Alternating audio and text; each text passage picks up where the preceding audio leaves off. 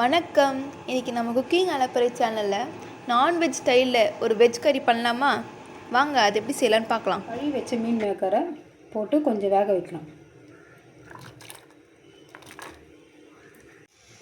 பாருங்கள், மீன் மேக்கரை அடுப்பில் வச்சு கொஞ்சம் லேசாக சூடு பண்ணாவே அது உபரி ஆகி நல்லா சாஃப்டாக ஆகிடும். கடாய் சூடேறிச்சிங்க. இப்போது ஒரு 2 கரண்டி எண்ணெய் ஊற்றிக்கலாம்.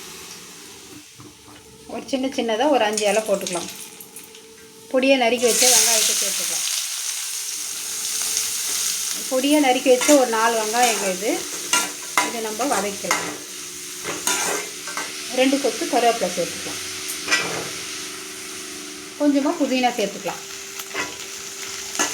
இஞ்சி பூண்டு பேஸ்ட்டு ஒரு 1/2 ஸ்பூன் போட்டு நல்லா வதக்கலாம். இஞ்சி பூண்டு பேஸ்ட்டு போட்டால் அப்படி கைவிடாத வதக்கினே இருங்க, இல்லைன்னா அடி பிடிச்சிடும். வதங்கிச்சிங்க. இப்போ தக்காளி சேர்த்துக்கலாம். ஒரு தக்காளி பொடியை நறுக்கி வச்சது போட்டுக்கலாம். இப்போ நல்லா கைவிடாத வதக்கலாம். ஒரு பிஞ்ச் கரம் மசாலா சேர்த்துக்கலாம். சேர்த்து கொஞ்சம் வதக்கலாம்.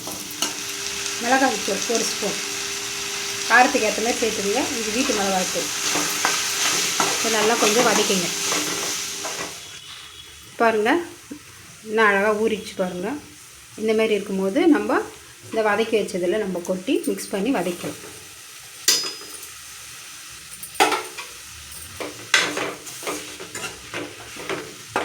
நல்லா கொஞ்சம் வதங்கட்டும்.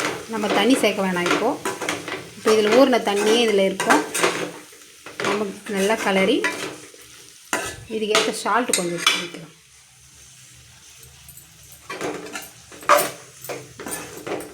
நல்லா மிக்ஸ் பண்ணி விடுங்க.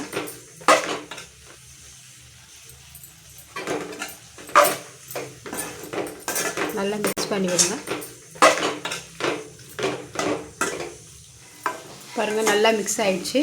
இதை நம்ம சிம்மில் வச்சுட்டு ஒரு தட்டு போட்டு மூடி ஒரு 10 நிமிஷம் வேகட்டும். பாருங்கள், மீன் மேக்கர் கிரேவி ரெடி ஆகிடுச்சு. இப்போ நம்ம கொத்தமல்லி தூவிட்டு மிக்ஸ் பண்ணிவிட்டு இறக்கிக்கலாம்.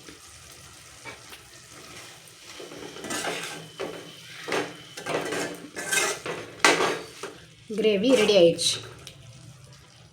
உங்களுக்கு இந்த ரெசிபி பிடிச்சிருந்தா மறக்காமல் லைக் பண்ணுங்கள், ஷேர் பண்ணுங்கள், கமெண்ட் பண்ணுங்கள். குக்கிங் அலப்பறை சேனலை சப்ஸ்கிரைப் பண்ணுங்கள்.